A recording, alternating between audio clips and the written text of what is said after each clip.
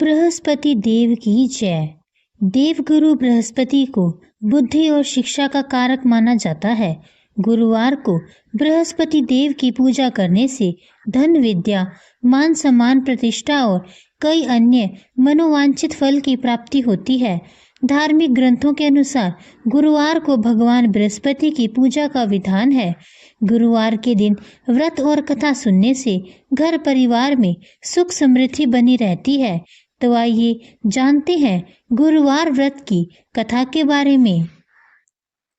कथा शुरू करने से पहले आप सभी से अनुरोध है कि कृपया बृहस्पति देव की कथा को पूरा सुनिएगा। बीच में छोड़कर बृहस्पति देव का अनादर मत कीजिएगा। तो शुरू करते हैं बृहस्पति देव की पुरानी कथा। भारतवर्ष में एक प्रतापी और दानी राजा राज्य करता था। वह नित्य गरीबों और ब्राह्मणों की सहायता करता था। यह बात उसकी रानी को अच्छी नहीं लगती थी। वह न ही गरीबों को दान देती, न ही भगवान का पूजन करती थी और राजा को भी दान देने से मना किया करती थी। एक दिन राजा शिकार खेलने वन को गए हुए थे तो रानी महल में अकेली थी। उसी समय बृहस्पति देव साधु वेश में राजा के महल में भिक्षा के लिए गए और भिक्षा मांगी। रानी ने भिक्षा देने से इनकार कर दिया और कहा, हे साधु महाराज, मैं तो दान पुण्य से तंग आ गई हूँ। मेरा पति सारा धन लुटाते रहते हैं।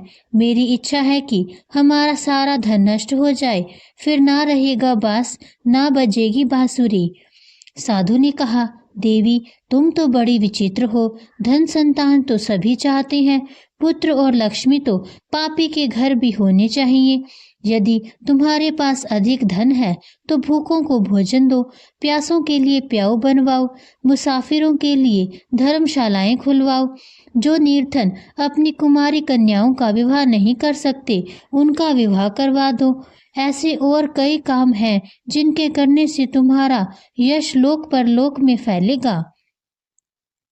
परंतु रानी पर उपदेश का कोई प्रभाव ना पड़ा। वह बोली, महाराज, आप मुझे कुछ ना समझाएं। मैं ऐसा धन नहीं चाहती जो हर जगह बांटती फिरूं। साधु ने उत्तर दिया, यदि तुम्हारी ऐसी इच्छा है तो तथास्तु। तुम ऐसा करना कि बृहस्पतिवार को घर लीप कर पीली मिट्टी से अपना सर धोकर स्नान करना, भट्टी चढ़ाकर कपड़े धोना। ऐसा करने से आपका सारा धन नष्ट हो जाएगा। इतना कहकर वह साधु महाराज वहां से आलोप हो गए।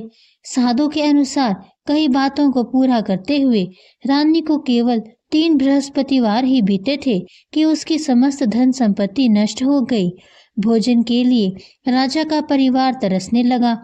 तब एक दिन राजा ने रानी से बोला कि हे रानी, तुम यहीं रहो, मैं दूसरे देश को जाता हूँ, क्योंकि यहाँ पर सभी लोग मुझे जानते हैं, इसलिए मैं कोई छोटा कार्य नहीं कर सकता।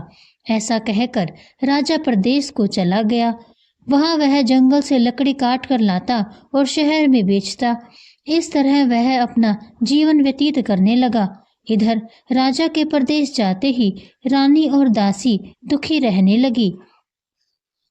एक बार जब रानी और दासी को 7 दिन तक बिना भोजन के रहना पड़ा तो रानी ने अपनी दासी से कहा, हे दासी, पास ही के नगर में मेरी बहन रहती है। वह बड़ी धनवान है, तो उसके पास जा और कुछ ले आ, ताकि थोड़ी बहुत गुजर बसर हो जाए। दासी रानी की बहन के पास गई। उस दिन गुरुवार का दिन था और रानी की बहन उस समय बृहस्पतिवार की कथा सुन रही थी। दासी ने रानी की बहन को अपनी रानी का संदेश दिया, लेकिन रानी की बड़ी बहन ने कोई उत्तर नहीं दिया। जब दासी को रानी की बहन से कोई उत्तर नहीं मिला तो वह बहुत दुखी हुई और उसे क्रोध भी आया। दासी ने वापस आकर रानी को सारी बात बता दी। सुनकर रानी ने अपने भाग्य को कोसा। उधर रानी की बहन ने सोचा कि मेरी बहन की दासी आई थी, परंतु मैं उससे नहीं बोली, इससे वह बहुत दुखी हुई होगी। कथा सुनकर और पूजन समाप्त करके वह अपनी बहन के घर आई और कहने लगी, हे बहन, मैं बृहस्पतिवार का व्रत कर रही थी, तुम्हारी दासी मेरे घर आई थी, परंतु जब तक कथा होती है तब तक ना तो उठते हैं और ना ही बोलते हैं, इसलिए मैं नहीं बोली। कहो दासी क्यों आई थी? रानी बोली, बहन तुमसे क्या छिपाऊं, हमारे घर में खाने तक को अनाज नहीं है। ऐसा कहते कहते रानी की आंखें भर आई। उसने दासी समेत पिछले 7 दिनों से भूखे रहने तक की बात अपनी बहन को विस्तार पूर्वक सुना दी। रानी की बहन बोली, देखो बहन, भगवान बृहस्पति देव सबकी मनोकामना को पूर्ण करते हैं। देखो शायद तुम्हारे घर में अनाज रखा हो। पहले तो रानी को विश्वास नहीं हुआ, पर बहन के आग्रह करने पर उसने अपनी दासी को अंदर भेजा तो उसे सचमुच अनाज से भरा एक घड़ा मिल गया। यह देखकर दासी को बड़ी हैरानी हुई। दासी रानी से कहने लगी, हे रानी, जब हमको भोजन नहीं मिलता तो हम व्रत ही तो करते हैं, इसलिए क्यों ना इनसे व्रत और कथा की विधि पूछ ली जाए ताकि हम भी व्रत कर सके। तब रानी ने अपनी बहन से बृहस्पतिवार व्रत के बारे में पूछा। उसकी बहन ने बताया, बृहस्पतिवार के व्रत में चने की दाल और मुनक्का से विष्णु भगवान का केले की जड़ में पूजन करें तथा दीपक जलाएं, व्रत कथा को सुने और पीला भोजन ही करें, इससे बृहस्पति देव प्रसन्न होते हैं। व्रत और पूजन विधि बताकर रानी की बहन अपने घर को लौट आई। 7 दिन के बाद जब गुरुवार आया तो रानी और दासी ने व्रत रखा। घुड़साल में जाकर चना और गुड़ लेकर आई, फिर उससे केले की जड़ तथा विष्णु भगवान का पूजन किया। अब पीला भोजन कहाँ से आए, इस बात को लेकर दोनों बहुत दुखी थे। क्योंकि उन्होंने व्रत रखा था, इसलिए बृहस्पति देव उनसे प्रसन्न थे। इसलिए वे एक साधारण व्यक्ति का रूप धारण कर 2 थालों में सुंदर पीला भोजन दासी को दे गए। भोजन पाकर दासी प्रसन्न हुई और फिर रानी के साथ मिलकर भोजन ग्रहण किया। उसके बाद वे सभी गुरुवार को व्रत और पूजन करने लगी।